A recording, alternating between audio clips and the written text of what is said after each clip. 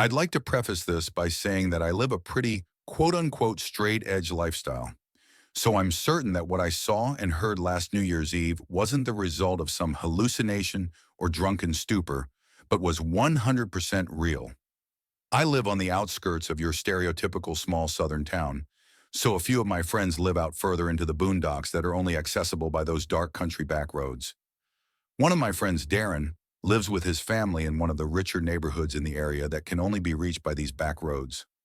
Every year, his family throws a party at their house on New Year's Eve where all the family's friends are invited, myself included. It's a pretty fun occasion, so I'm always excited when I get the formal invitation from Darren's parents in the mail. Seeing as the weather in the South can be pretty weird when it comes to winter, it didn't get really cold until a few days before New Year's Eve. I could remember the newly frigid air paired with a bumpy, unkempt country road made for an uncomfortable ride to the house. Usually I don't drive with my brights on since I hate how other drivers always blind me with theirs. But the sheer darkness of the windy, narrow road needed a necessity this time anyways. The narrow road was surrounded on both sides by dense tree line, so even with my brights on, it was hard to see exactly where all the twists and turns were ahead. Notably, there aren't any other houses between the turnoff to the road in Darren's neighborhood, except for a lone shack that seemed like it had been abandoned for years, though I could sometimes see lights on inside whenever I passed this way. A few minutes into the drive on a particularly straight section of the road, my lights illuminated something ahead amongst the trees, something white against the darkness. As I neared, I could see it was the shape of a person standing all alone on the side of the road. They weren't moving or hiding, just standing completely still with their back to the trees. It was a woman evidently wearing a white dress or gown of some sort, not at all appropriate for the cold. I didn't turn my brights off out of caution, so I couldn't really make out any specific details in the reflective glare of the white dress. As I passed her, I was thanking my lucky stars that she didn't step out in the middle of the road, causing me to stop. But then I started to wonder if maybe I should have stopped to see if she needed some help. Perhaps she was another guest trying to get to Darren's party, but it wasn't until I looked back in my mirror to see in the red glare of my rear lights that the woman had turned her body to follow me, still frozen in that one spot. It was definitely creepy, and in that moment, I was glad I'm not the greatest example of a good Samaritan. No way was that a fellow party guest. I arrived at the party without any further incident around 8 p.m., parking in the gravel circle amongst the dozen or so other cars outside Darren's house, which was situated in a large clearing in the surrounding forest, just like all the other spaced houses in the neighborhood. The festivities went on until we had watched both the ball drop in New York as well as our own time zone's clock striking 12th, after which everyone slowly started to clear out. I stayed behind a bit to help clean up, as I usually did since I was one of the closer friends of Darren's family, and by the time I myself left, my car was the only one left at the front of the house. When I got in and started it up, I got a low tire pressure light. My car is an older model, so it didn't give me exact details as to which tire was low or how many had the issue. Before I freaked out, I remembered that this sort of thing always happens with my tires when the weather first turned cold after a long warm period. I figured I'd be able to make it home okay, but before I drove off, I remembered that woman I had seen on my way there. Was she still out there somewhere? Had anyone else come across her? There was another way in the opposite direction I could use to get home to avoid that road, but it would add another 20 minutes or so to my commute, which I didn't want to do so late at night and with possible drunk drivers out and about. I figured I'd just suck it up and just go back the way I came. I really wish I didn't. Not even a few minutes out on that same dark back road, I could feel something was different with my tires. I could hear it too. It sounded like bare metal scraping against the road. Slowly, my car came to a dead stop. I muttered, this was a different situation entirely. All that was going through my head was, did my tires fall off? Against my better judgment, I had to get out of the car to see what was wrong. Stupidly, I turned the engine off and shut the door. The car's lights turned off automatically, and I was plunged into the deep darkness of the surrounding forest with my phone flashlight. I scanned each of my tires. My heart sank as each and every one of them had been ripped to shreds as if they were torn apart by the claws of some animal. I could have reasoned that if one had a large puncture in it, the bumpy road could have caused even more damage. But all four tires? This was deliberate. But no, I thought. Could it have been? I stood around hopelessly. No one would be out at such an hour on this road, even on New Year's Eve. I'd have to call a towing service or for someone to come and get me. But of course, there was no phone service this deep into the boonies. But just as I was about to get back into the car, the gentle wind died down. The barren tree branches stopped swaying, and even the wildlife that was still out this time of year went quiet. I froze. I had never heard such silence before. It was as if time had stopped for a minute before I heard the sickening sound of a twig snap somewhere within the trees. Something was moving around. I instantly shut the light from my phone off, leaving complete darkness. Leaves on the ground continued to rustle as if someone was stalking through the forest. Was it a squirrel? A deer? No, this was the type of silence of prey when a predator was nearby. And then I heard, "I see you." My stomach dropped. All the air was sucked out of my body. I couldn't even scream. It was a woman's voice, soft and quiet, coming from the pitch-black darkness of the tree line not 15 feet away. It was said without malice, which somehow made it even freakier. In that moment, all I wanted to do was just shell up onto the ground and die. Then I heard, "Can you see me?" It wasn't until I heard the voice again that my fight or flight response kicked in, but I was disoriented, standing there in the darkness. I had to turn my phone light back on if I wanted to see which direction I wanted to flee. I aimed the flashlight directly in front of me, and standing at the edge of the tree line was the woman in the white gown. This time her features visible. The gown was dirt deer covered in dark stains. She was deathly pale, skinny as a rail, and her disheveled gray hair fell down to her elbows. But her face was almost indescribable, grotesque, as if she were missing half of her jaw. Yet it seemed as though she were trying to grin at me. In my indecisive horror, I had the flashlight trained on her for a few moments before I hauled ass down the road back towards Darren's house. That shack I had mentioned earlier was closer to my current position down the opposite direction. But what if this woman was the one who actually lived there? I don't know if that was a rational thought made in the spur of the moment, but I had no time to wonder as I sprinted down the road. I could hear the snapping of twigs and rustling of leaves behind me. She was chasing me, but I was quickly able to lose her with such a massive rush of adrenaline. I made it back to Darren's house, ignoring the rest of the neighborhood, and I pounded on the door, pleading for the door to open up. His mother answered the door and quickly ushered me inside, seeing how shaken up I was, where I explained everything. Everything to her along with Darren and his father. They were sympathetic, offering to let me stay the night there while they called the police and a towing service, which I gladly accepted before even contacting my own family. The police said they would search the area around the road that night and that I could come get my car back and make a statement the next day, but all I wanted to do for now was put that night behind me and fade to sleep in the guest bedroom. But I soon found out that night wasn't over. I awoke from my sleep to the sound of a light tap from the second-story window. I looked at the digital clock on the nightstand. I remember the time exactly, 3:14 a.m. Of course, none of the windows in the room had blinds. I didn't dare look out until I heard the muffled voice from outside, the same voice saying, "I see you." The woman was still out there. She had chased me all the way here, and now she was throwing rocks to get my attention. If I wasn't going to look out the window before, I definitely wasn't going to now. I wasn't going to leave my spot in that bed or fall asleep until morning when the sun rose and Darren's family woke up. The woman was gone, thankfully. I told them what else happened, and we all looked outside together before the police showed up in the yard. About where I had heard the voice coming from, Darren's father found a large rusty knife that didn't belong to the family, presumably what the woman had used when slashing my tires. But that also meant she had followed my car there to the party at the beginning of the night and specifically targeted me when everyone else was inside during the festivities. Darren's parents called and asked the other party guests if they had seen anything suspicious the night before, and one of their friends said they had seen someone in a white dress walking around outside from the window, but thought nothing of it, seeing as how people were coming and going all night. When I gave the police my statement, I told them to check around that shack on the road here, as I had a hunch that woman had something to do with it. They eventually did and updated me that they found no one living there. but there was dead, gutted wildlife sprawled all around the surrounding woods. That woman I saw was never found, which of course raises a bunch of questions. The scariest ones to me, though, are how she was able to track me down so quickly once I left the party. And if she was missing so much of her face, how was she able to pronounce those words so clearly? Despite what happens, I'll still be going to Darren's house for New Year's Eve again this year. But this time I'll make sure to carpool and take the long way around.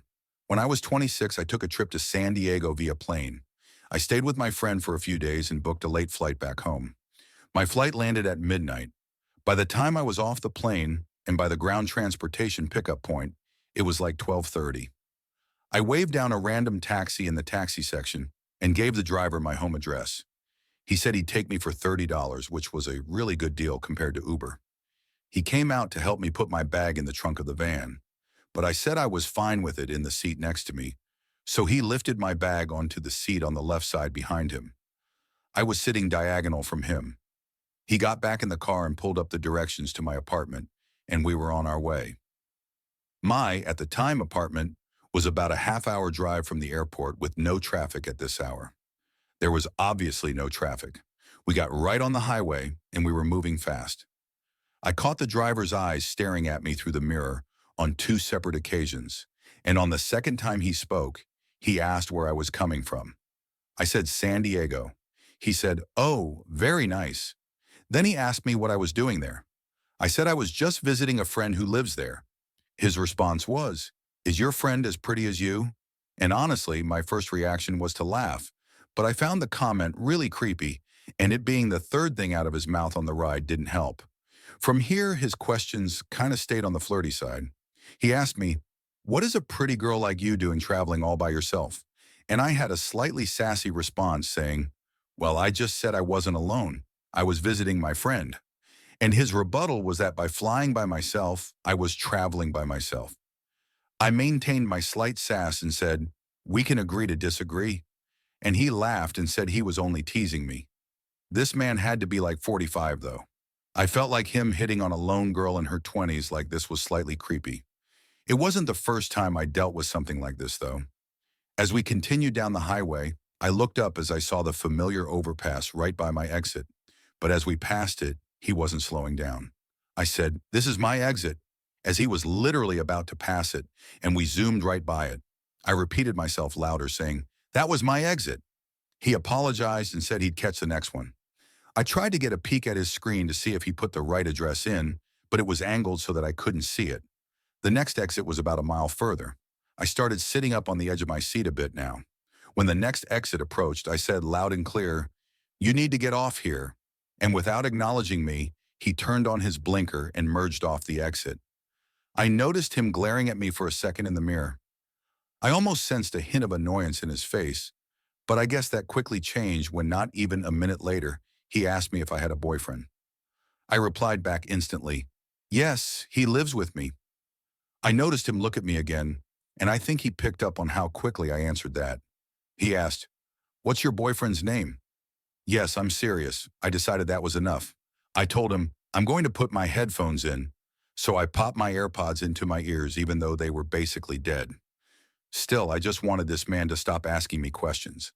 Asking my boyfriend's name was next level weird, almost like he was interrogating me. I texted my family and close friends about this creepy taxi driver, and I shared my location in case, God forbid, things went sour. We were in a familiar area in my town now. We were stopped at the first red light since getting off the highway. I looked in the mirror, and all I saw were his eyes glaring at me, almost in this menacing way. I know he didn't say anything to me because I didn't even have any music or anything playing, so I would have heard him. The light was now green, and he was still staring at me. I had to tell him. The light was green, and he started moving again. No one in my family was answering, except for my old brother, who must have been the only one awake, but he lives 2 hours away from me. My brother told me I should leave the car if I feel threatened or in danger. We were now on a main road in my town, but there weren't any cars on the road. It was nearing 1 a.m. on a weeknight. We stopped at another red light, and I felt that man glaring at me again through the mirror. I then noticed a police car parked in an empty parking lot. In a spur-of-the-moment decision, I grabbed my bag and backpack and slid the van door open. The man started yelling at me, "What are you doing?" And he tried closing the door with the power button in the front, but I forced it open. And the second the door was opened wide enough for me to fit out, I booked it toward the police car. Instead of getting out of the car and chasing me for my money, he just kept driving, which already was a huge red flag. When I saw him driving away, I stopped running and brought my pace down to a quick walk to the police car. The officer in the car noticed me as I saw him look up and roll down his window. I told him that the taxi driver who was driving me was giving me really bad vibes, and I left for my own safety. I asked the cop if he could give me a ride home, and thankfully he said, "Hop in the back seat."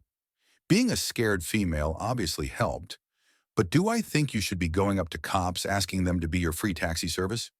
Absolutely not. By the time I was in the car, that taxi was already long gone. The cop drove me home, and we were there in about 5 to 10 minutes. I let myself in and didn't even bother unpacking. I went straight to brush my teeth and crash into bed. It seemed just as I got into bed, though. There was a knock at the front door of my apartment. What if it was the taxi driver? He had my address after all. What if he came for his money or worse? The knocks persisted for a few minutes, then it went silent for a few minutes, and then there were more knocks. Obviously, I never left my room. I didn't want to be anywhere near the front door. The door was locked, and that's what mattered. Eventually, the knocks stopped, and I drifted away to sleep. The next day, I was back to work. I had a slightly later shift, luckily, so I didn't have to get up too early. While I was at work, though, I got a call from my next-door neighbor, George. He said that my dad was there before, trying to get into my apartment to drop something off, but he didn't have a key. George was calling to confirm that I was in fact expecting my dad, and I said no, I hadn't heard from him. George said he didn't see him actually leave anything, though he was just checking through the windows, which is his attention. I thanked him and then called my dad, and as I was expecting, my dad said he was at work and had not stopped by my house. I took this time to explain the entire taxi driver situation to my dad again, but over the phone this time. He wanted me to come home for a few nights, and I said I would. I just need to go home and pack my things up first. After work, I got home around 9 p.m. I finished up my laundry from the night before and packed a bag with some clothes and my work stuff for the next few days. Something in my apartment felt off, though. I never get nervous from being alone, but that night I felt like I wasn't alone. Deep down, I felt like it was because the whole taxi driver situation made me uncomfortable.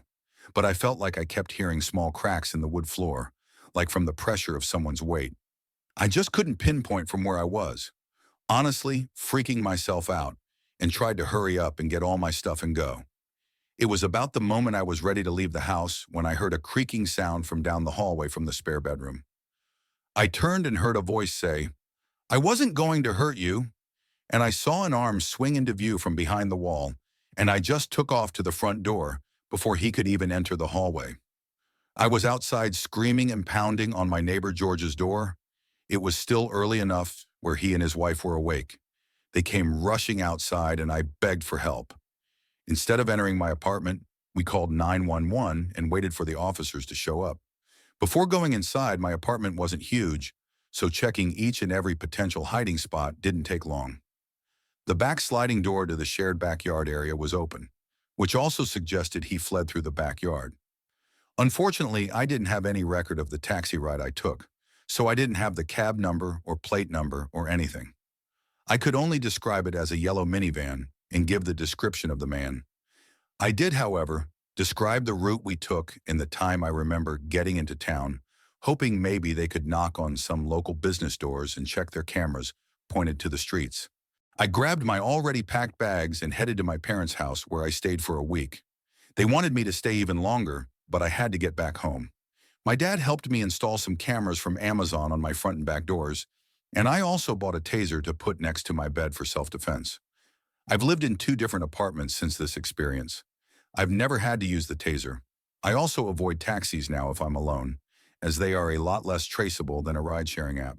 But also you hear about fake taxi drivers kidnapping people all the time.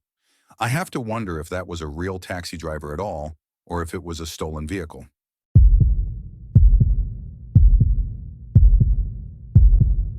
My girlfriend and I just wanted to spend some quality time together. She's a nurse working the night shift, and her hospital requires at least 5 years of experience before she can even apply for a day shift. Meanwhile, I work a typical 9-to-5 marketing job. Our schedules are completely out of sync, making it difficult to find time for each other. Our sleep cycles are a mess, and when Valentine's Day fell on a day we were both scheduled to work, we felt frustrated. It was like we were being robbed of our time together, unable to truly enjoy our relationship. Determined not to let our mismatched schedules ruin everything, we planned a weekend getaway instead. Valentine's Day was on a Thursday, so we decided to take a trip that weekend. My girlfriend had always wanted to visit Oak Ridge, Tennessee. Her grandfather had worked there, and she found the history fascinating, especially the eerie aspects of it.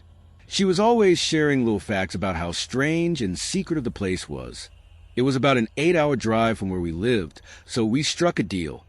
I would drive the entire way there, and she would handle all the driving once we arrived. She definitely got the better end of the deal, but that's just what you do for someone you love. We arrived Friday night. She slept most of the way, but still felt exhausted. She assured me she'd be able to sleep that night and feel normal the next day. And honestly, Saturday was amazing.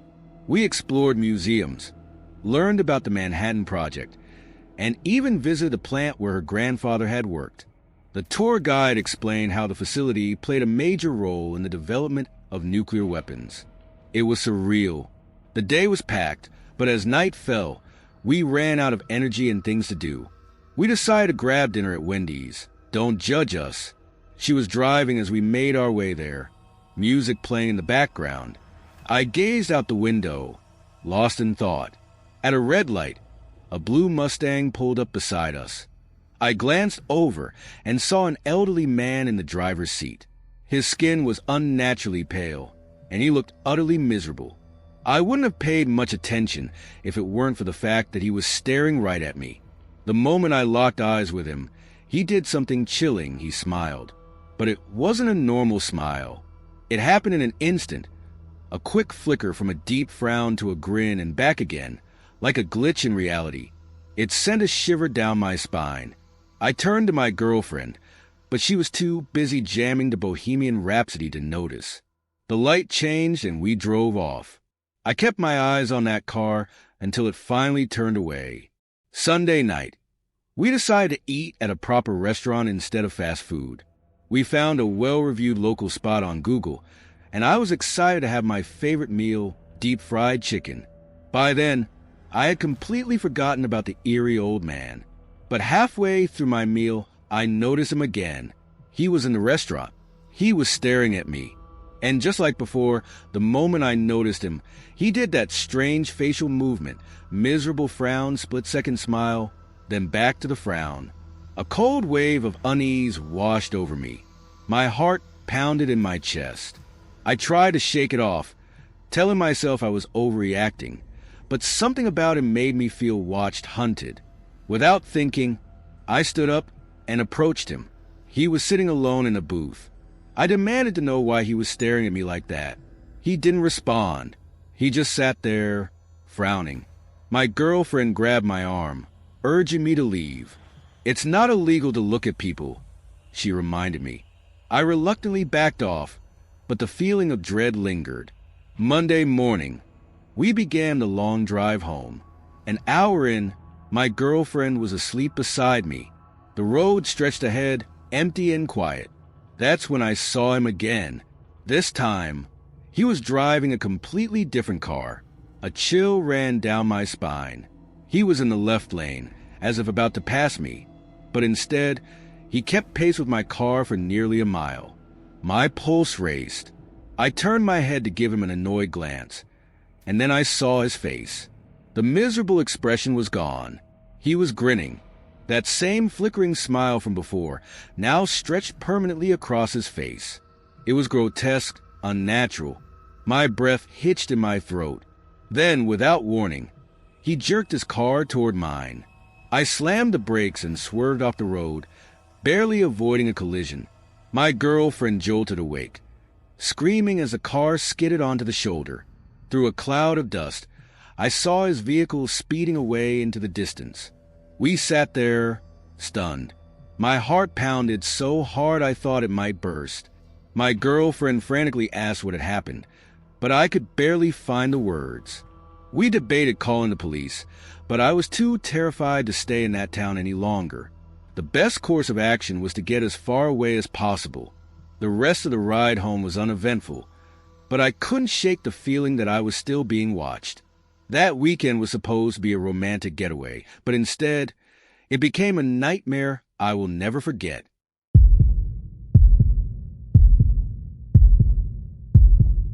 I won't lie, I've always been a strange guy, a loner. People have irritated me for as long as I can remember, which is why it's ironic that the scariest experience of my life is tied to Valentine's Day. After high school, I didn't bother with college. I was broke and had no clue what I wanted to do. My plan was simple: lay low, work, and save up a little money. I ended up at a rundown gas station, the kind that even truckers found repulsive. I remember one stopping in once, watching me scroll through my phone at the register. He gave me a disgusted look and muttered something about taking responsibility for how bad the place looked. I didn't have the energy to explain I wasn't the owner. I just rang him up and let him leave in silence. A couple of years back, on Valentine's Day, I volunteered for the night shift. It paid a little extra, and it was usually dead quiet. I spent most of my time browsing memes on Reddit, but that night felt different. I had this gnawing sense of unease, an ominous feeling I couldn't shake. I wasn't the type to believe in the supernatural, but something in my gut told me something was off. That feeling only grew stronger after midnight. I was trying to ignore it when he walked in. It must have been around 1:15 a.m. The moment I saw him, I knew something was wrong. His face was deeply lined, his skin aged beyond his years. But it was his eyes, cold, unsettling. If you looked into them long enough, you'd start questioning his sanity. He moved quickly with purpose, as if he had memorized every aisle. He never hesitated, never stopped to think. He came to the register, dropping his items onto the counter. A small gardening shovel, duct tape, and a rope. My stomach twisted. Every horror movie I'd ever seen came rushing to mind. Was I staring at a serial killer? For a moment, I was frozen in my own thoughts. Then I snapped out of it and asked if he needed anything else. He didn't respond. Instead, he pointed at the cigarettes behind me. I placed a pack of Marlboro Lights on the counter. He lifted 2 fingers. I grabbed another pack. As I rang him up, I noticed his breathing quicken. He was getting impatient, irritated, trying to break the tension. I forced a chuckle. "Got a gardening date tonight, do you?" He didn't react, didn't even blink. He just stared at me before giving a single, slow nod. The total was $34. He slammed 2 20s onto the counter, grabbed his items without waiting for change, and darted out. Something about the way he left unsettled me. Curiosity got the best of me, and I stepped outside to watch him go. I knew I wasn't supposed to, but I couldn't help it. Who was he? What was he planning? Was I actually staring at a killer? That's when he slammed on the brakes. I felt my blood turn to ice as his truck whipped around and sped back toward the gas station. Panic set in. I bolted inside, slammed the door shut, locked it, and flipped the closed sign. My hands trembled as I grabbed the phone and dialed 911. "He's coming back." I gasped into the receiver, rattling off the address before dropping the phone onto the counter. The truck screeched to a stop outside. My heart pounded against my ribs. Then bang. He started pounding on the door, trying to get in. I had nothing to defend myself with except the same kind of shovel he'd just bought. I dashed across the store, grabbed one from the shelf, and braced myself. "The police are on their way," I shouted, my voice shaking. I didn't believe it myself, but I hoped he would. Then, suddenly, he stopped. The silence was worse than the banging. I was sure he was going to ram his truck straight through the building. Instead, I heard glass shatter. I turned just in time to see a lit match hit the floor. Fire. I scrambled for the fire extinguisher, spraying wildly until the flames died down. By the time I looked up, he was gone, his truck vanishing into the night. The police arrived about 20 minutes later. One of the officers tried cracking a joke about the failed arson attempt, but I barely registered it. I was still too shaken, too numb. I explained everything from start to finish, but they had no answers. To this day, I don't know why he came back. Maybe he realized I could identify him.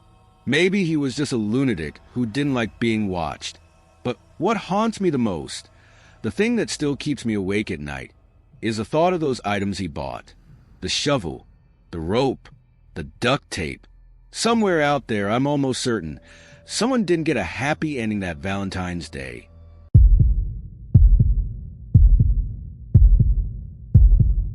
This is probably the most terrifying experience of my life. One that left me shaken, traumatized, and made dating feel impossible ever since. To give you some context, I'm a 23-year-old woman living in a small rural town in Mississippi. In a place like this, everybody knows everybody. I've always felt like an outsider. Not that I hated it here, but I never truly clicked with anyone. Despite having friends, loneliness was a constant companion. A couple of years ago, I decided to try online dating and match with a guy on Tinder from a few towns over. He wasn't the most attractive, but that never mattered to me. What I cared about was kindness and compatibility. Our first few dates were fine. He was respectful, never pushed boundaries, and seemed like a decent guy. After a few weeks of casual outings, we decided to make it official.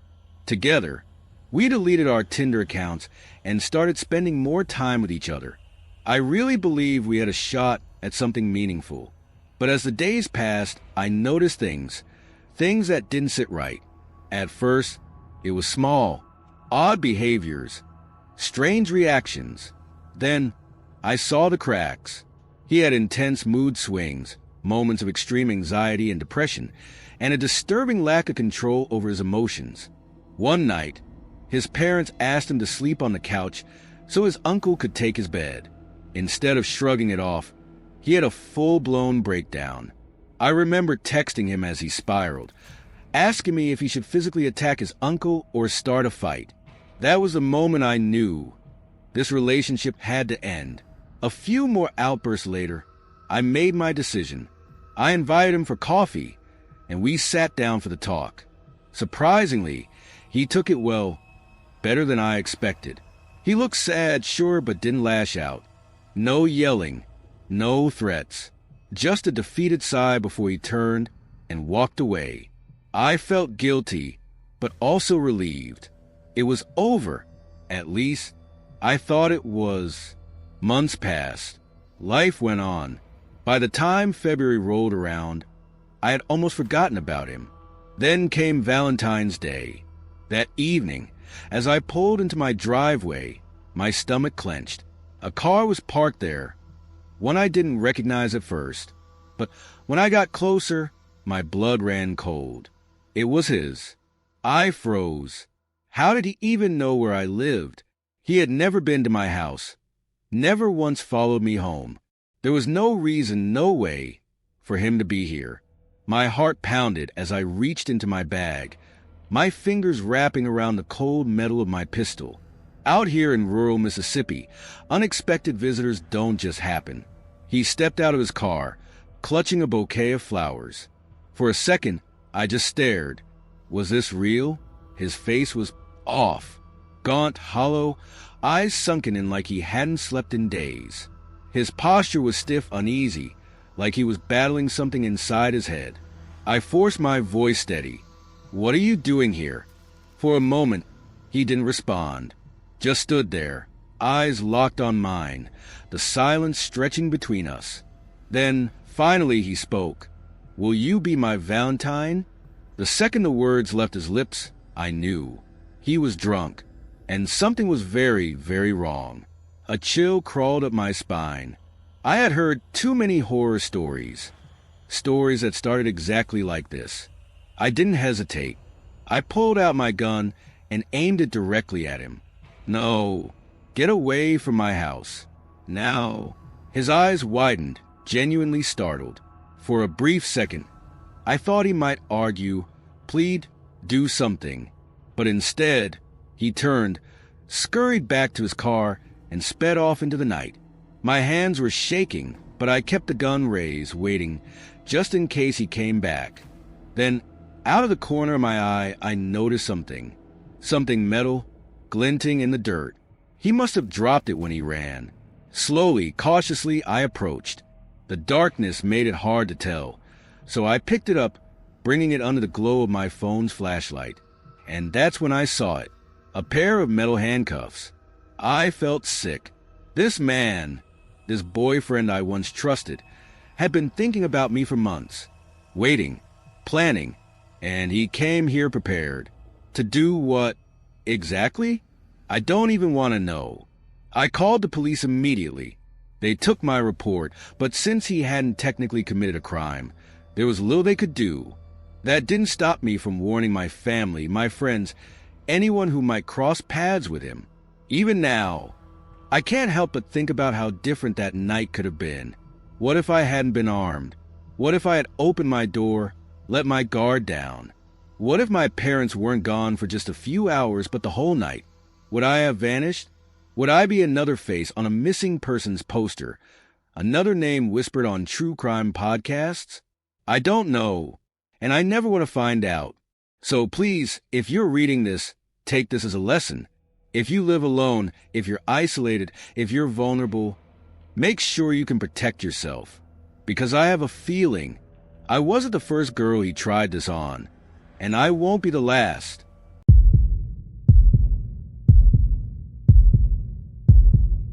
A couple of years ago, my husband and I decided we were tired of the pressures surrounding Valentine's Day. The cards, the flowers, the last-minute dinner reservations. Instead, we came up with a different plan. Rather than cramming all the romance into a single day, we'd spread it out over a week. This way, we could enjoy the time together without the stress of planning everything perfectly. Since we live in the UK, we figured it wouldn't be too difficult to escape to Lake Geneva for a week. We envisioned a cozy, remote cabin with a small restaurant nearby, a perfect place to relax. My husband had spent part of his childhood in the area, so it also gave him a chance to reconnect with some old friends and family. It seemed like the ideal getaway. After booking time off work, we scoured the internet and found what looked like the perfect spot. A semi-resort made up of private cabins spread across a scenic landscape.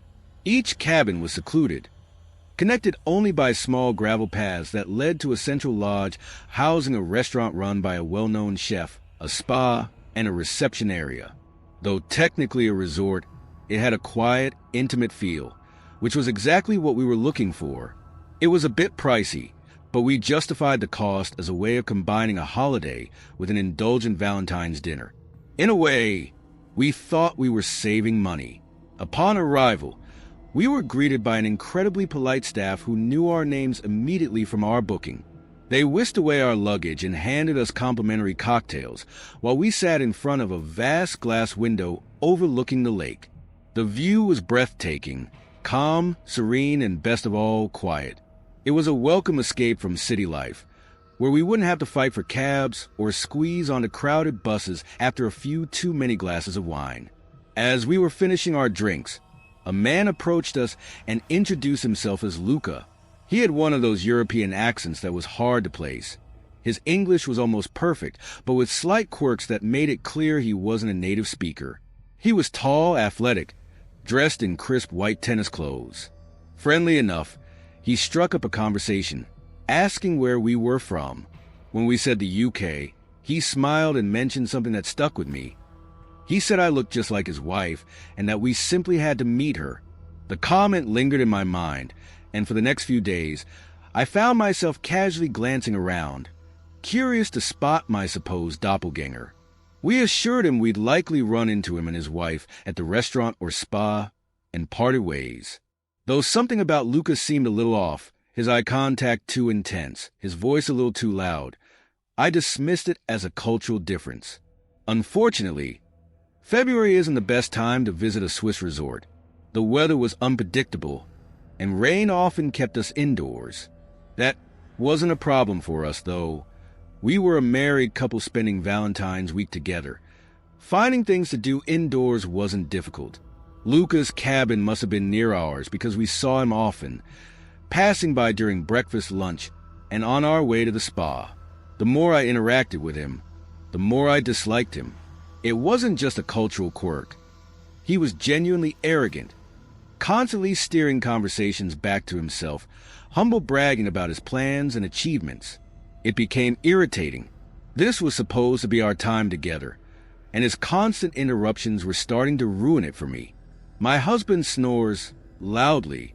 Over time, I developed a habit of moving to the sofa in the middle of the night when his snoring became unbearable. The second night of our stay, I did just that. The cabin had a large glass panel facing the lake, and as I settled onto the couch, I turned on a lamp to navigate the unfamiliar space. The view outside was stunning even at night. Lights flickered across the water, and the dark silhouettes of trees swayed in the wind. Then I saw it, a shape shoulders ahead, standing motionless down the path that led into the resort. It wasn't moving, just watching. A chill ran down my spine as I realized that while I could only make out a vague figure, they had a perfect view of me through the illuminated cabin window. My pulse quickened. I tried to stay calm, calling my husband's name softly at first, then louder as fear crept into my voice. The figure remained still. It was about 100 feet away. Too far to see any features, but close enough to feel menacing. By the time my husband came into the room, the figure had vanished. He tried to reassure me, saying it could have been a security guard or a staff member making rounds. Still, I slept in our bedroom for the rest of the trip. The next morning, Luca appeared again at breakfast, as if nothing had happened. A growing unease settled over me. I began to suspect it had been him outside our cabin that night. He spoke about his wife often, but I had yet to see her. His gaze made my skin crawl, as if he thought that since I resembled her, I somehow belonged to him. Valentine's Day arrived, and we enjoyed a slow morning, planning a game of tennis in the afternoon. Luca mentioned that his wife had gone ahead to secure a court, then casually informed us they were all booked. Disappointed, but not devastated, we opted instead for Bloody Marys and a relaxing day. That night, we got drunk. The resort's 2-for-1 Valentine's cocktails were too tempting to resist. We laughed, chatted with other couples, and watched the rain on the lake. For once, Luca was nowhere in sight. We stumbled back to our cabin, sharing an umbrella, then fell into bed. My husband quickly drifted off, but I stayed awake, sipping water to stave off the inevitable hangover. As I turned off the tap, I heard it, a faint knocking sound, rhythmic, triplets, dum-dum-dum. I held my breath and listened. The same sound again, only louder. My blood ran cold as realization hit. Someone was trying the window latch, testing to see if it was locked. I moved as quietly as possible across the room, trying to wake my husband without making noise. As I reached him, I heard footsteps shifting around the cabin. Then the sound moved to the door, this time more forceful. Someone was trying to handle, pushing, pulling. I shook my husband violently, whispering urgently. He groggily woke up as the sounds outside grew more aggressive. Finally, he turned on every light in the cabin, grabbed a broom, and marched to the front door. Nothing. No one. Resort security responded quickly. The manager himself arrived, apologizing profusely. Though they found no evidence of an intruder, they offered us reassurances, a security detail for the night, even a discounted future stay. But when I mentioned Luca, their reaction stunned me. Luca's cabin wasn't near ours. In fact, it wasn't even in the couple's section of the resort. He had booked a solo retreat on the other side of the property.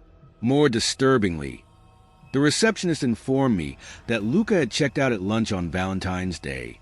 He had been alone the entire time. There was no wife. We never went back.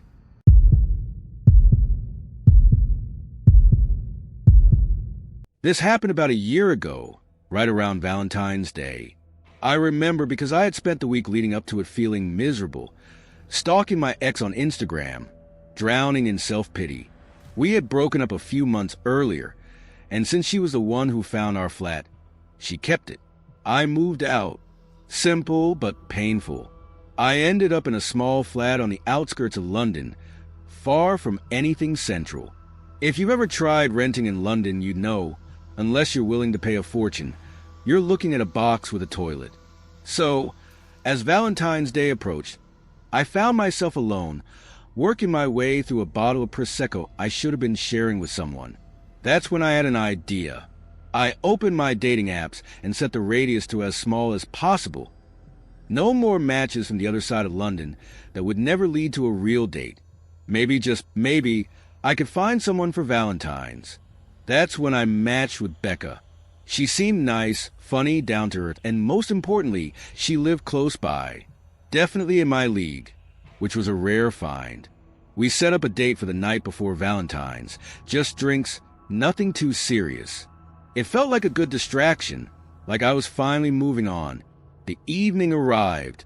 I had a beer or two for liquid courage, then messaged Becca as I left for the pub, The Crown. She replied quickly, cool, almost there. It was drizzling, the air cold and damp, but I didn't mind. The walk wasn't long, though it took me through a maze of backstreets. I avoided the alleyways. Muggings weren't uncommon in this part of town. When I finally arrived, I texted her to say I was running a little late. She replied almost instantly, shoot, didn't get a chance to message you. There's a big group in there for a birthday, really loud and rowdy. I felt uncomfortable, so I walked to a restaurant nearby. They might have space for us, but hurry. I glanced inside.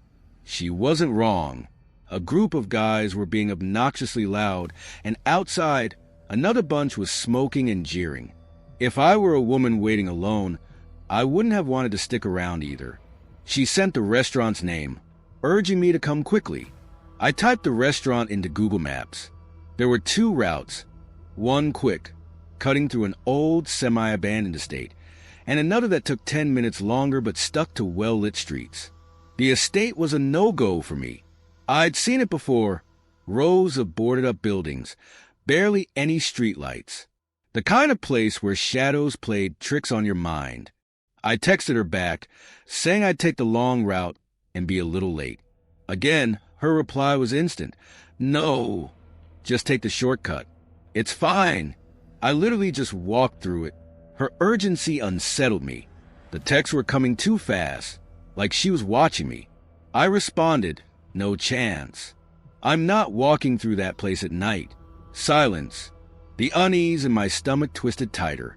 I suddenly became very aware of how empty the streets were. No pedestrians, no traffic, just me, under the dim glow of streetlights. I picked up my pace. My phone buzzed again. Just hurry up. The shortcut is fine. Why was she pushing this so hard? My gut screamed at me that something was wrong. The hairs on my neck stood up. I moved to the middle of the road, feeling safer in the open. Every darkened doorway, every alley I passed felt like a hiding place for something or someone. I avoided looking into shop windows and car reflections, knowing I'd only spook myself further. At this point, I wasn't even thinking about the date anymore. I just wanted to reach a safe, well-lit place with people around. Then, suddenly, her messages stopped. One moment, she was desperately urging me to hurry. The next, nothing. I reached the restaurant and stepped inside. It wasn't crowded. In fact, it was nearly empty. A couple of families, an older couple. That was it. I asked the waiter if a woman matching Becca's description had come in, maybe asked about a table. He frowned. No, not tonight. That sinking feeling in my stomach turned to ice. I pulled out my phone, stared at the messages. My mind raced. Someone had been pretending to be Becca. But why? The thought that unsettled me the most wasn't just that they had tricked me into coming here. It was that they had been talking to me for days, pretending to be normal. That meant this wasn't random. It was planned. I glanced outside. Whoever was knew I was here. They knew I hadn't taken the shortcut. Were they still watching? The idea of my silhouette framed against the restaurant's window made my skin crawl. My stomach churned as I realized. If they had lured me through the estate, what would have happened? I stayed in the restaurant, ordered an Uber, and texted a few friends just in case. Even in the car, I felt exposed, trying to stay away from the window. My mind wouldn't stop racing. They didn't know my exact address, but they knew my area. That was enough. That night, as I lay in bed, I opened my rental app and started looking for flats on the other side of the city. As soon as I could, I was moving. Thank you so much for watching video. This happened on New Year's Eve back in 2017.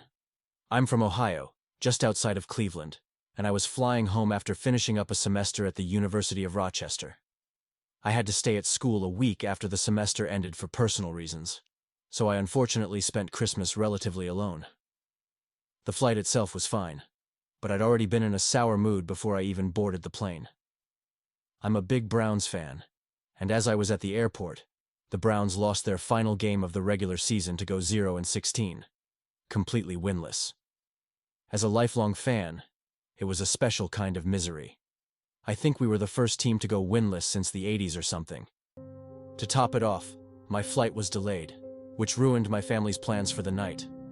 Originally, we were all supposed to drive to my cousin's house together for a New Year's Eve party and stay the night. But because of the delay, my parents decided to leave early, taking the main car.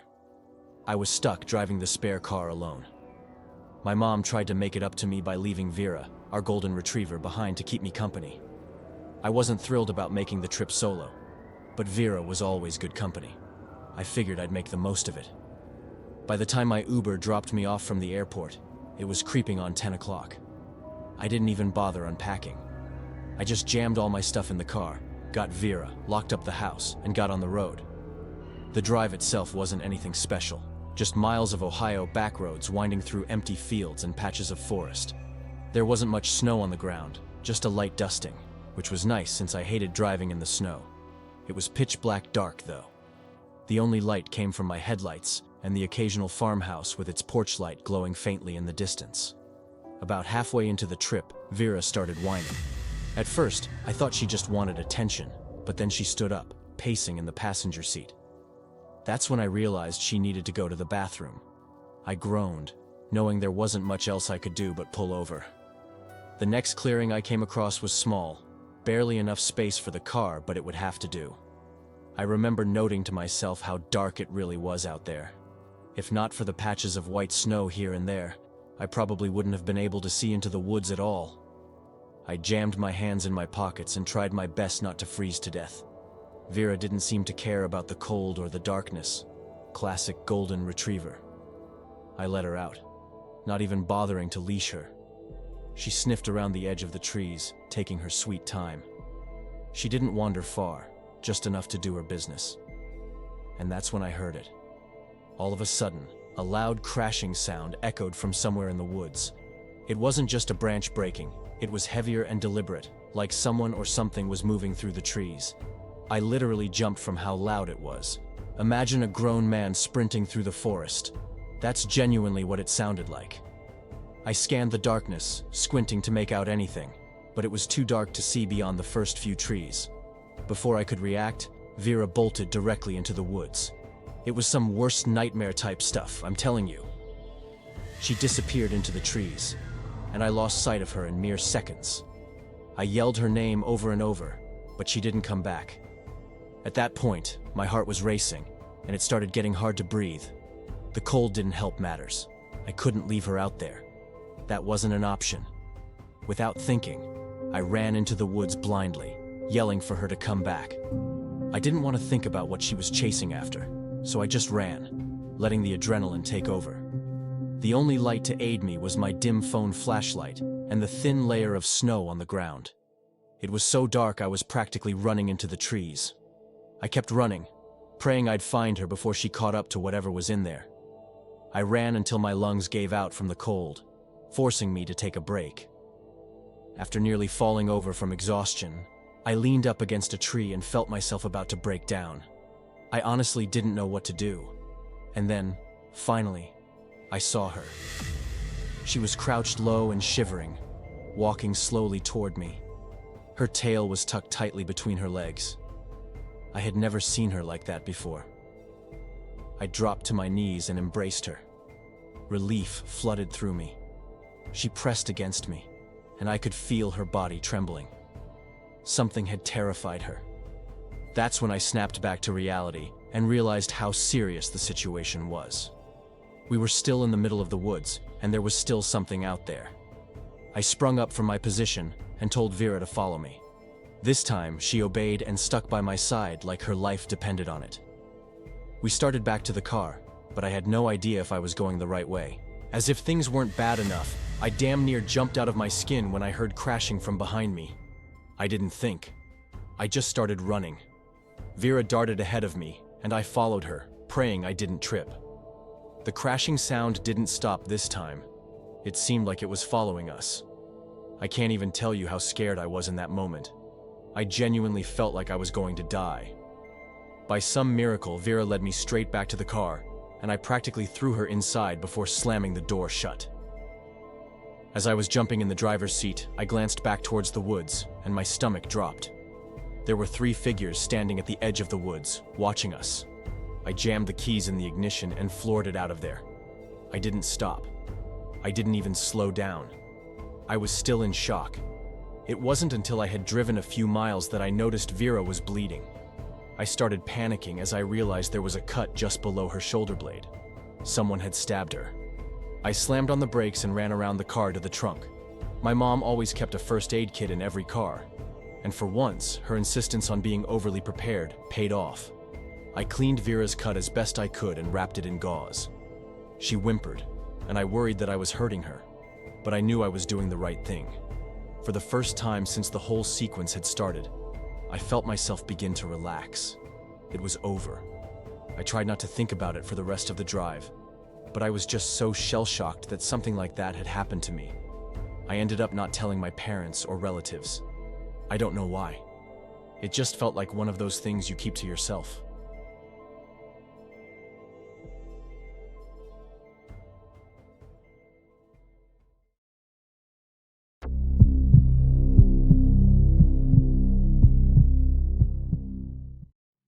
Did what I'm about to tell you still leave me questioning what is real and what's not? This happened to my dad and me, and even now, 2 years later, I get chills just thinking about it. I know how it sounds. If I were you, I wouldn't believe it either. But I swear to you, every word is true.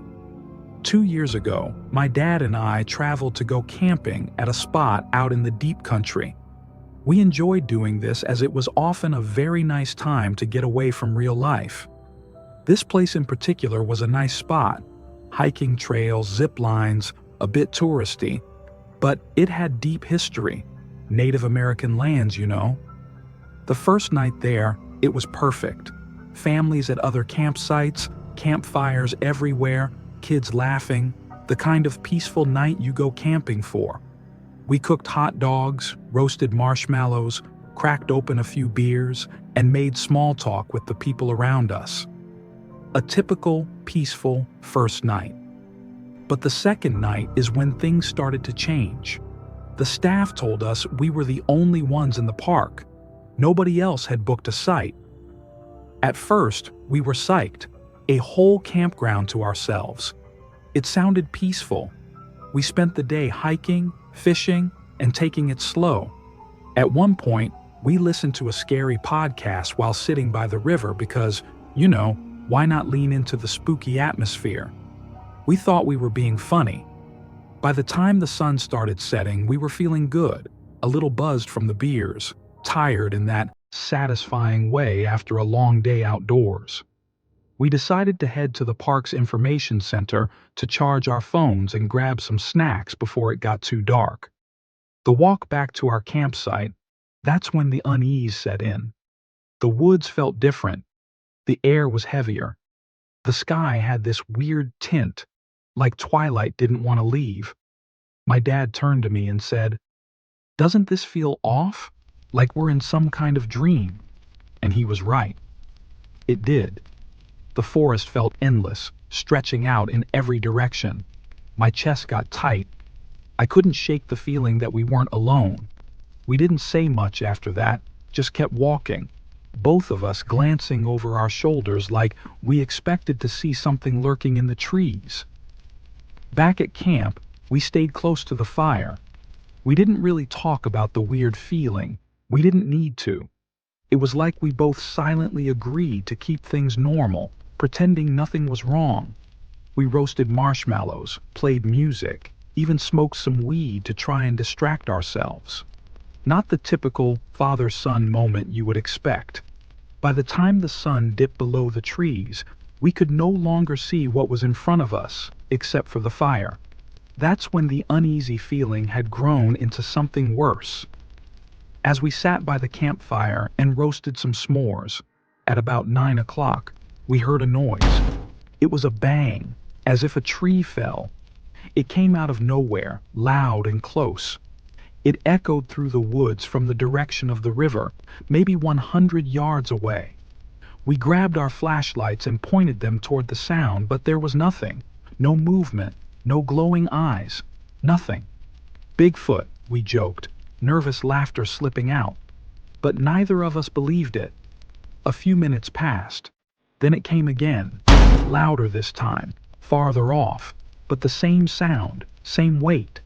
We shined our lights again, but the forest swallowed our flashlights, allowing us to see only the trees surrounding our tent. And then, the third bang, closer. That's when the fear hit. Whatever it was moving toward us, like it was circling the campsite.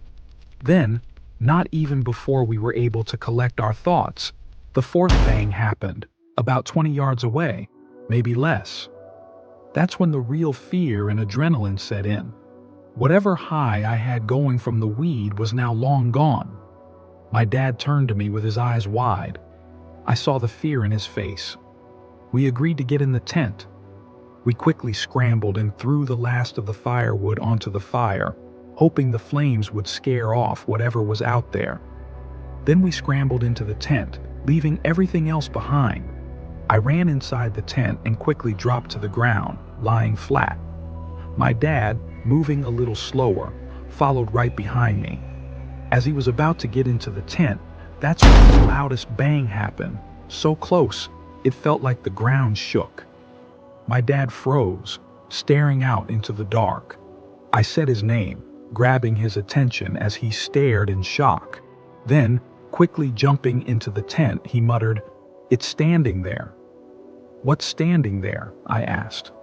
"I don't know," he said, his voice trembling. It was like a wall of darkness. He sat by the zipper as I buried myself under my sleeping bag, trying to move as quietly as I could. He sat there clutching the only weapon we had, a small knife. Useless, really, but it was all we had. Then came this vibration noise that is still hard to explain to this day. It started low, like a hum, but it wasn't just sound. It filled the air. It was a feeling inside of us, making our chests tight. I've never felt anything like it. My dad whispered, "You hear that?" I couldn't answer. I just nodded, too scared to make a sound. With the feeling as if we were being hunted, this went on for about 5 minutes as we sat in silence. And then, this other sound. It wasn't an animal, and it wasn't human. It was this guttural, alien-like noise, as I like to put it. It honestly sounded like the Demogorgon from Stranger Things. Nothing I have ever heard before. We stayed frozen in that tent, too scared to breathe, too scared to move. I had this small mesh window right by where I was laying, but I refused to look outside of it with the fear of being seen. Just sitting there, trying to control my breathing, as my dad still sat there with the knife. And that's when the weirdest thing happened. In the middle of all the chaos, we just blacked out. Neither of us remembered trying to fall asleep. My dad was still clutching the knife when we woke up, lying in the middle of the tent. I woke up on my back, in a panic, as if something was standing over me. My first thought was to grab my phone to check the time, but it was dead. I asked my dad to check his. It was dead too. Both had been fully charged the night before, making sure we had them working in case of an emergency. We stepped outside to pee. As we stood 5 feet from the tent and peed back to back, still scared out of our minds, we saw that it was still pitch black outside. The air was cold and still. The food we left on the table, completely untouched. The fire we'd stoked before diving into the tent, burned down to ash like it was never touched. The whole place felt wrong, like we shouldn't have been there. We waited the night out in the tent without saying much to each other, just trying to get some real sleep. We packed up in silence, not saying a word until we were in the car. When we finally talked about it, we realized we both felt the same thing that night, watched and hunted, like something was waiting for us to slip up. We told my mom when we got back. She thought we were crazy, said maybe we got drugged or inhaled some weird gas. But it wasn't that. Whatever happened that night, it was real. We both experienced the same thing. To this day, we don't know what it was. We didn't see it. Not fully. But my dad came closest. Whatever he saw, it wasn't human, and it wasn't natural. We've never heard any story similar to ours. We haven't been back to that campsite since, or even gone camping. I don't think we ever will.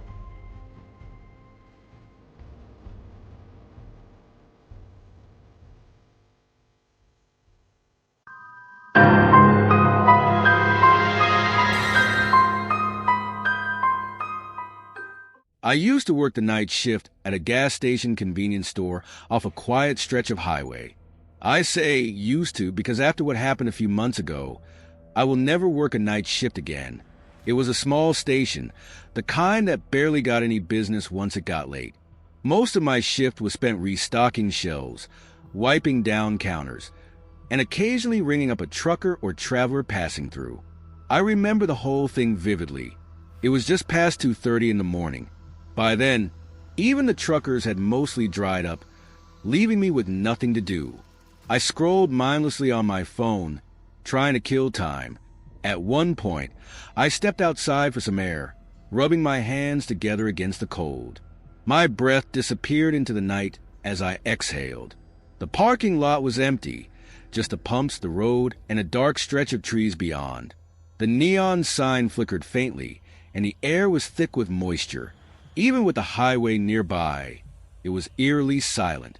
As I turned to head back inside, I caught movement from the corner of my eye. My head whipped around, and I realized there was a person standing behind one of the pumps. How had I not noticed him earlier? He wore a dark red hoodie with the hood up, hands shoved into his pockets. There wasn't a car in sight, so he obviously wasn't fueling up. Yet, he wasn't walking toward the store either. He just stood there, half-turned, watching me. At first, I figured he might be waiting for someone, but something about the way he moved unsettled me. He shuffled in a slow, circular pattern. I quickly went inside, keeping an eye on him through the glass.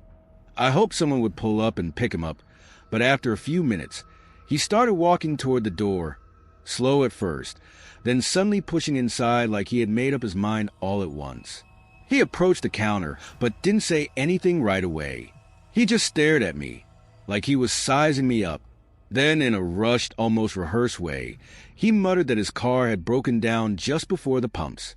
He said he needed a jump or maybe a little gas to get to the next town. His story wasn't convincing. He wasn't even trying to make it believable. I offered to call a tow truck instead. No, he said too quickly, shaking his head. He just needed a flashlight, maybe some help checking under the hood. Something was definitely off. The way he spoke, the way he watched my reaction, it felt like a test. To be fair, people who come into gas stations at that hour are often a little strange. Maybe he really did need help and was just an odd guy. Or maybe he was on something. I asked where his car was parked. He pointed at the monitor behind me. I turned to look at the screen, and to my surprise, There actually was a car parked just beyond the highway entrance. For a moment, I felt guilty for doubting him. But then it hit me. I had just been outside. There had been no car there. My stomach twisted as I glanced back at the monitor. That's when I noticed the slightest movement near the back bumper. Someone was crouching just out of view. A cold wave of dread hit me. Forcing a casual smile, I agreed to help but told him I needed to grab my phone from the back office. I turned slowly, not wanting to spook him.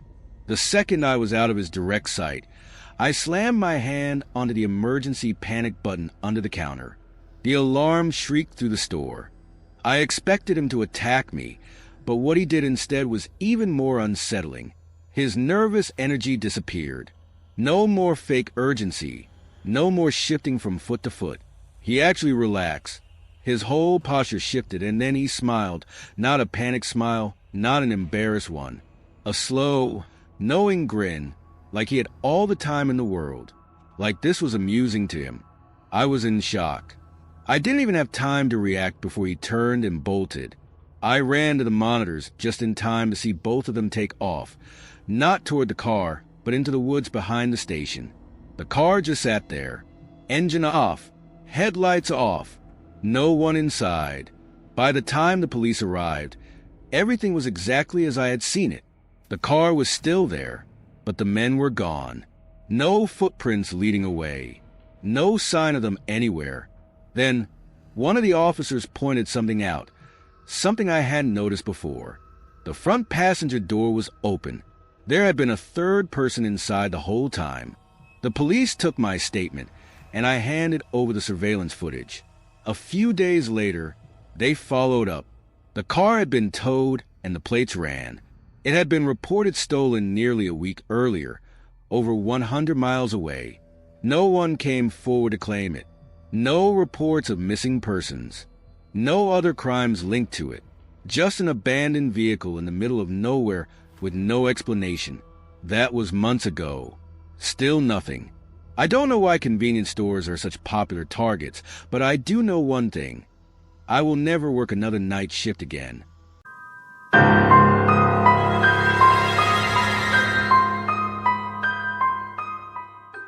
My name is Cadence, and I work the closing shift at a small dive bar in the quieter part of town.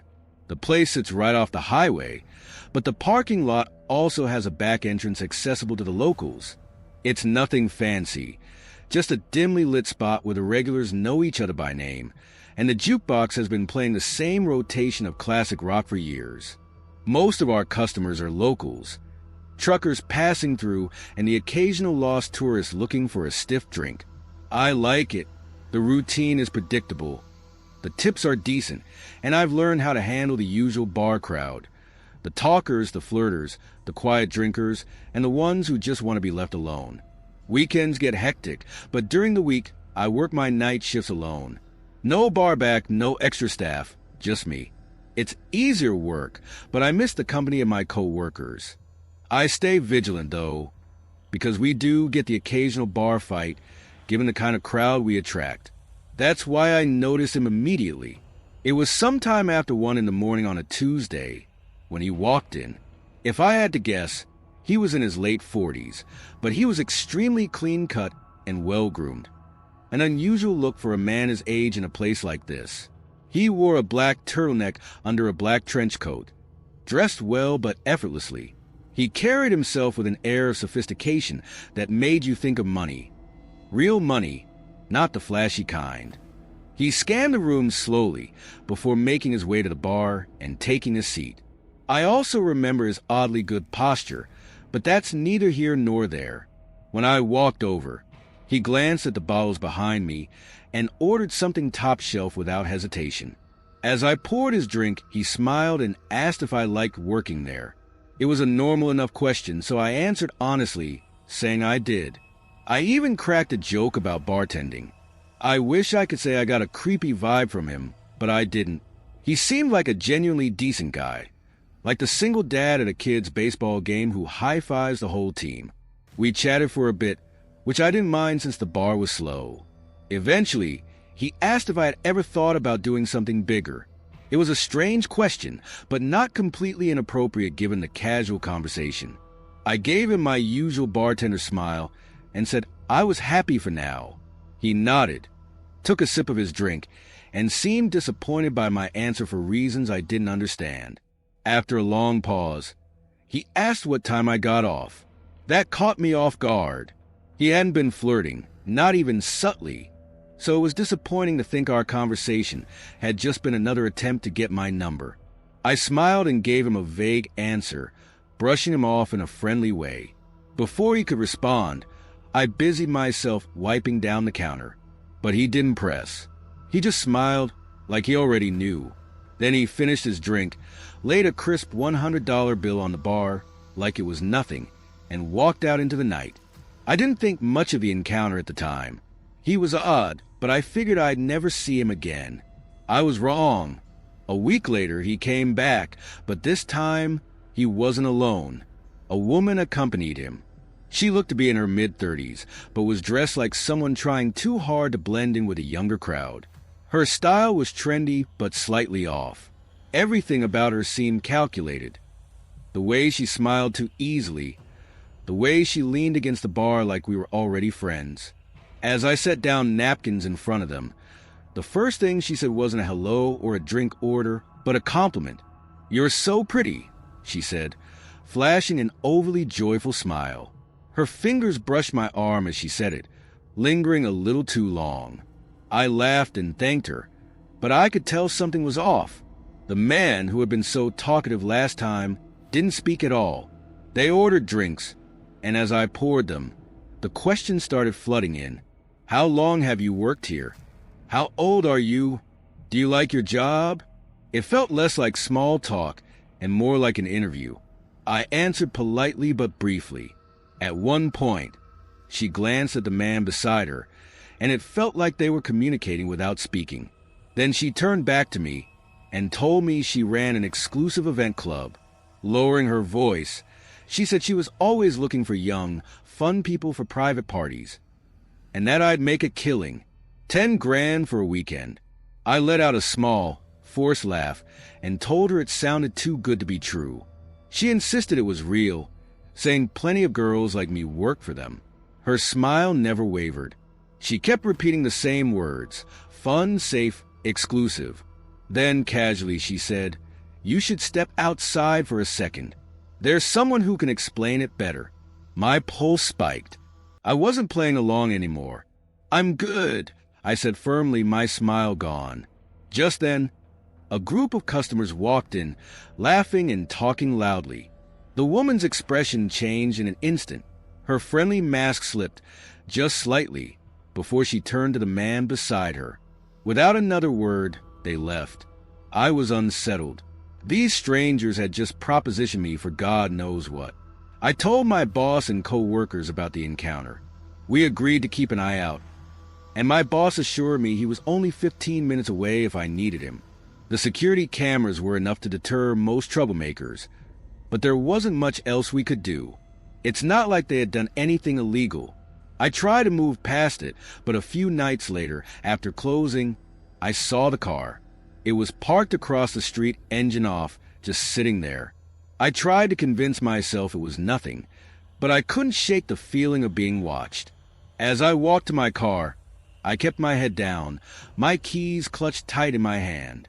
When I pulled out of the lot, I checked my mirrors. The car followed me. It stayed just far enough back to avoid suspicion, but every turn I made, it was still there.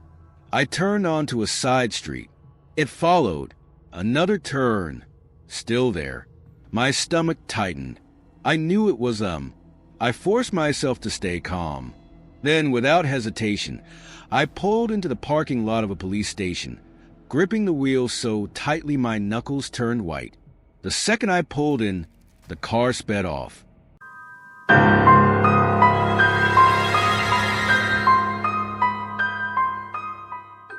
This happened a couple of weeks ago.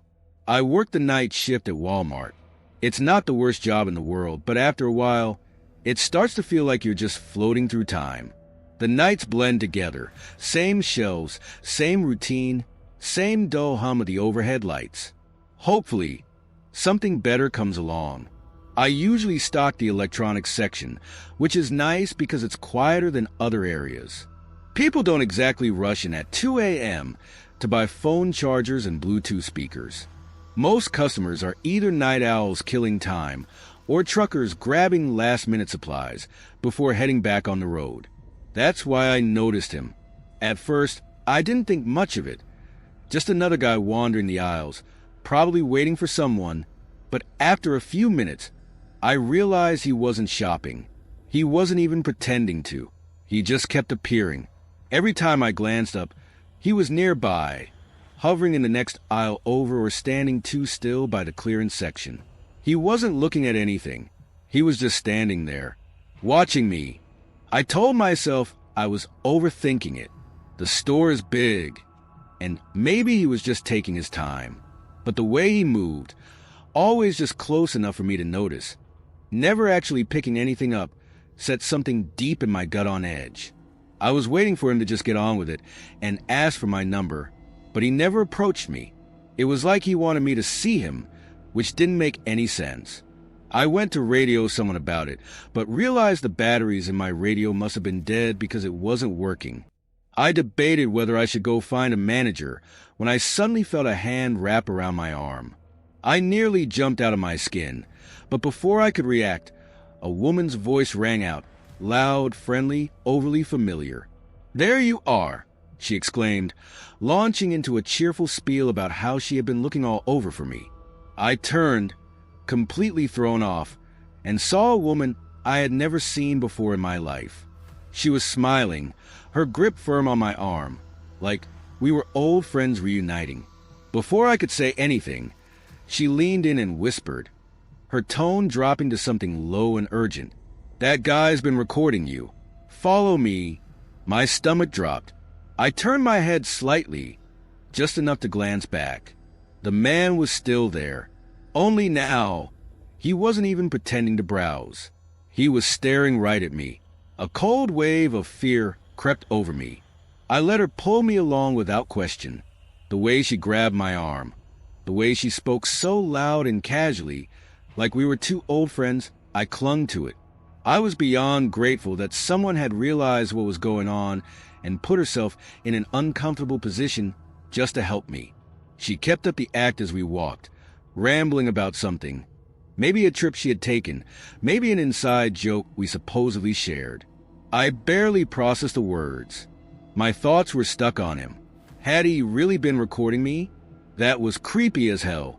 I wanted to know if he was still following us, but I couldn't muster the courage to turn around just yet. The woman steered me through the aisles, moving fast. I barely noticed where we were going, only that we were going, that the distance between me and that man was growing. Honestly, I was kind of expecting her to drop the act at some point, but she didn't. At one point, it started feeling a little too much, so I glanced behind me. To my relief, that man was no longer following, but the woman kept pulling me forward. I told her we were good now, that we should probably find my manager, but she just squeezed my arm tighter. "He's still lurking," she insisted. I hesitated. So what? What was he going to do in a store full of employees? I had been scared at first because no one was around, but now that I wasn't alone, I started realizing there wasn't much of a reason to be afraid anymore. I told her this, but she kept moving. I planted my feet, twisting my arms slightly to loosen her grip. "You can let go now," I said. She didn't. She smiled at me, but something about it was off. "Come on, just a little further," she said, tugging me forward. I glanced around. The store was nearly empty. We had moved past the registers, past the self-checkout, past the aisles that saw the most foot traffic. The warehouse section loomed ahead, dimly lit, nearly empty. Beyond that was the side exit, the one without cameras, the one employees used for loading shipments. That's when it dawned on me. She was leading me straight to the exit. I didn't think. I screamed for help, yanking my arm free with all my strength. She lost her grip, just enough for me to pull free. I didn't waste another second. I turned and ran toward the front of the store. As I fled, she yelled something behind me. She yelled for me to come back. Then she yelled my name. I hadn't told her my name. I kept running until I saw one of my coworkers sprinting toward me, reacting to my screams. I told them to call security, which they promptly did. But by the time I told my story to the guards, the woman and the man were nowhere in sight. Security reviewed the footage. Just as I suspected, the woman and the man had walked into the store together. She had been with him the entire time. The man's face was clear as day in one of the frames, but hers always turned away. I had a feeling she was the mastermind behind the whole thing, so it infuriated me that the cameras hadn't picked up her face. Every second of it had been planned. The police got involved, and the whole thing was officially classified as a failed abduction attempt. I'm still waiting for a resolution. That man should be easy to track down. His face was caught on camera. But I have no idea how that woman knew my name. And that's what terrifies me the most. Those people hadn't just picked me at random. I was a direct target.